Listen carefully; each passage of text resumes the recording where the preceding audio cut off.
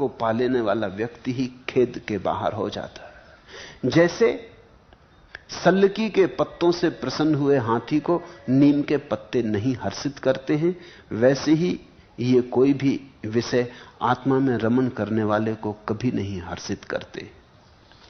न जातु विषया के अपि स्वारामम हर्षयंतमी सल्लकी पल्लव प्रीतम इव इभम निम्ब पल्लवा। जैसे सल्लकी के मीठे पत्तों को हाथी ने चबा लिया हो, तो अब तुम लाख उपाय करो, तुम नीम के कड़वे पत्ते चबाने को उसे राजी ना कर सकोगे। जिसने स्वाद ले लिया ऊपर का, नीचे से फिर राजी नहीं होता। जिसने थोड़ा राम का रस ले लिया, काम में उसे रस नहीं आता। जिसे थोड़ी समाधि की झलक मिलने लगी, संभोग व्यर्थ होने लगता है। जिसे थोड़े ध्यान की हवा आने लगी, धन की पकड़ छूटने लगती। लेकिन ख्याल रखना, विराट पहले आता, क्षुद्र पीछे जाता। जैसे सल्लकी के पत्तों से प्रसन्न हुए हाथी को नीम के पत्ते नहीं हर्षित करते।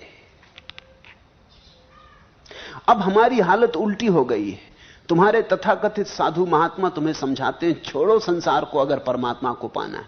मैं तुमसे कहता हूं परमात्मा को पाओ अगर संसार को छोड़ना है। फर्क ठीक से समझ लेना। तुमसे कहा जाता है कि व्यर्थ को छोड़ो अगर सार्थक को पाना है।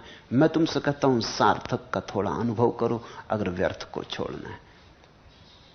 व्यर्थ को छोड़ने को तुम्हें राजी किया ही नहीं जा सकता जिसने सिर्फ नीम के पत्ते ही चखे हों, और सल्लकी के स्वादिष्ट पत्तों का जिसे कुछ पता ना हो। उससे तुम लाख कहो, उसे भरोसा नहीं आता। उसने तो एक ही स्वाद जाना है, दूसरा हो भी सकता है। यह बात मन में बैठती नहीं, श्रद्धा नहीं उपजती। तुम कितना ही कहो, उसे ऐसा ही लगता है तुम्हारी नीम के पत्तों पर नजर है, मुझसे छीन के तुम कब्जा कर लोगे या कुछ। क्या इरादा है तुम्हारा भगवान जाने, क्यों मेरे पीछे पड़े हो।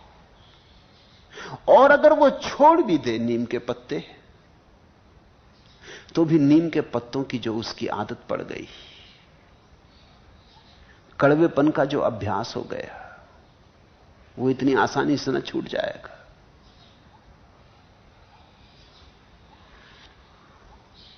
नीम के पत्ते छोड़ भी देगा तो रात सपने में नीम के पत्ते ही खाएगा। विचार में नीम के पत्ते छाया डालेंगे, बच ना सकेगा। ऊपर ऊपर से भागा रहेगा तो भीतर भीतर से जुड़ा रहेगा। नहीं, क्रांति ऐसे नहीं घटती। मेरे पास लोग आते हैं, वो कहते हैं हम तो भोगी हैं, हम कैसे सन्यास में उतरे। मैं उनसे कहता हूं तुम फिक्र छोड़ो, भोग तुम जानो, तुम सन्यास में उतरो। सन्यास में अगर स्वाद लग जाएगा, अगर सल्लकी के पत्तों में रस आने लगा, तो फिर तुम सोच लेना। फिर नीम के पत्ते तुम्हें छोड़ने या नहीं छोड़ने वो भी तुम जानो। मैं क्यों तुम्हारी पंचायत में बोलूं। तुम्हें नीम के पत्ते छोड़ने चाहिए ये भी मैं क्यों कहूं। अगर सल्लकी के पत्तों का स्वाद छुड़ा दे तो ठीक, अगर न छुड़ाए तो ठीक। लेकिन ऐसा कभी हुआ नहीं। जैसे ही तुम्हें स्वादिष्ट का अनुभव हो जाता, वैसे ही कड़वे को तुम छोड़ने लगते हो। मैं तुम्हारी झोली हीरे मोतों से भर देना चाहता हूं। मैं ये नहीं कहता कि तुम्हारी झोली में तुम जो कंकड़ पत्थर संभाले उनको फेंको, तुम खुद ही फेंकने लगोगे। एक बार तुम्हें दिखाई भर पड़ जाए हीरे जवाहरात, तुम एकदम झोली खाली कर दोगे, क्योंकि उसी जगह तो फिर हीरे जवाहरात से भरनी होगी। तुम कंकड़ पत्थर पकड़े बैठे ना रहोगे। परमात्मा को पहले पुकारो, संसार अपने से चला जाता है, उसकी तुम चिंता ही ना लो। संसार को छोड़ने में लगे तो बड़ी झंझट में पड़ जाओगे। सुख तो मिलेगा नहीं, वो जो दुख मिल रहा था वो भी ना मिलेगा। और ध्यान रखना, आदमी खाली रहने से दुखी रहना पसंद करता है। ये तुम्हें बहुत हैरानी का लगेगा, लेकिन आधुनिक मनोविज्ञान की गहरी निष्पत्तियों में एक निष्पत्ति ये भी है कि आदमी खाली होने की बजाय दुखी होना पसंद करता है। कम से कम कुछ तो है, कुछ तो है, भरे तो हैं दुख से सही। तुमने कभी ख्याल किया, अगर जीवन में कोई समस्या ना हो तो तुम बड़े उदास होने लगते हो, तुम कोई समस्या पैदा कर लेते हो। समस्या पैदा हो जाती तो तुम उलझ जाते हो, कुछ काम मालूम पड़ता है, व्यस्तता मालूम पड़ती, लगे तो हो। खाली बैठे आदमी घबराने लगता, कुछ भी नहीं। कुछ भी नहीं हो तो ऐसा लगने लगता है मैं भी कुछ नहीं। करने से, कृत्य से अपनी कुछ परिभाषा बनती, अपना कुछ व्यक्तित्व निर्मित होता है। चलो यह हर्जा नहीं, अस्पताल में पड़े हैं, बीमार हैं, दुखी हैं, पागल हैं, मगर कुछ तो है। मनोवैज्ञानिक कहते हैं कि खालीपन की बजाय आदमी पागलपन पसंद कर लेता है, क्योंकि पागलपन में आखिर कुछ तो रूपरेखा है, सब खो तो नहीं गया। लोग इतना तो कहते हैं कि आदमी पागल है, पागल खाने में तो है। डॉक्टर आके फिक्र तो करता है, मित्र आके संवेदना तो बतलाते हैं, लोग बात तो गौर से सुनते हैं। कुछ भी नहीं, ना कुछ, शून्यवत। बहुत घबराती है, प्राण बहुत तड़फते। मैं इसलिए तुमसे कहता हूं, दुख तुम छोड़ ना सकोगे जब तक तुम्हें सुख का स्वाद ना लग जाए। सुख का स्वाद ना लगा तो मैं तुमसे दुख छीनना भी नहीं चाहता, क्योंकि दुख तुम्हारी संपदा है।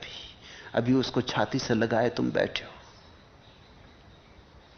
अभी कुछ तो है, तुम एकदम खाली तो नहीं, तुम एकदम शून्य में तो नहीं पड़ गए, रिक्त तो नहीं हो गए हो। चलो धन सही, मकान सही, परिवार सही, कुछ तो पकड़े बैठे हो।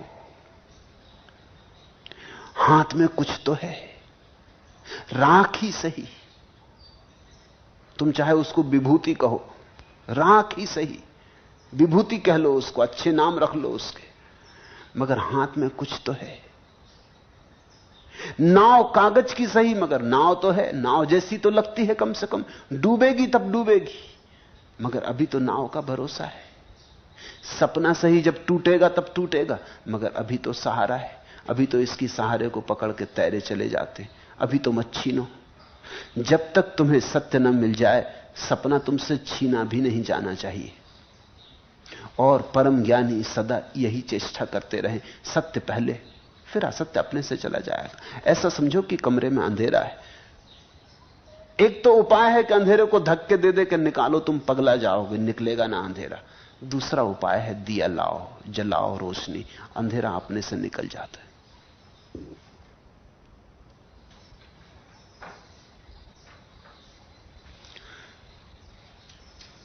जो भोगे हुए भोगों में आसक्त नहीं होता है,